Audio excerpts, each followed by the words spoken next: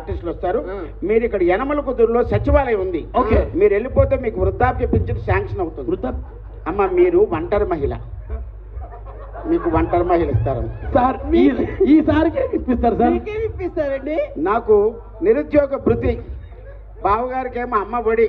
అమ్మఒడి ఆయనకి సెలబ్రిటీ కదా బావగారు. నాకు కొత్త బడి అమ్మమ్మ ఒడి. అమ్మమ్మ ఒడి వెనక్కి వెళ్ళిపోతాను, మీరు ముందుకు రారా?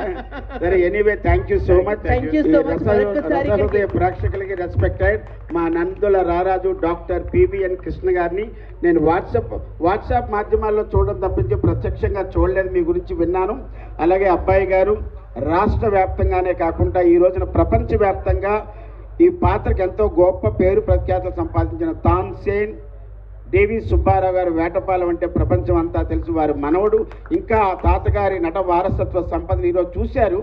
నిజానికి ఇది ఓన్లీ ఉత్సవం లాంటిది, ఇక్కడ అంత అనక్కర్లేదు, ఎందుకంటే అలా అంటే సరిపోతుంది. కానీ ప్రొఫెషనలిజం, వృత్తిపరమైనటువంటి మన దగ్గర ఉన్నప్పుడు ఎంత ప్రాణమైన రేపు నాటకం ఉందని తెలిసినా గొంతుకుపోయినా పాడతారు. అలాగే అమ్మాయి రావి వెంకట గారు, శ్రీమతి గారు పిల్లలు ఉన్నారు. వాళ్ళ ఆయన గారు, వారి తండ్రి గారు ఇక్కడ నటిస్తుంటే ఆయన ఏ బెరుకు లేకుండా నటించారు. ఇది వృత్తిలో ఉన్న గొప్పతనం. అలాగే ప్రభావతి గారు కూడా చక్కగా సహకరించారమ్మా. మీ ఆయన శ్రీరామచంద్రుడు, నోట్ డౌన్, మోస్ట్ బీజియస్ట్ పర్సన్. చాలా సంతోషం. సార్ తోటి నేను శ్రీదేవి డ్రామా కంపించేసిన. ఆ రోజు ఉన్నాడు.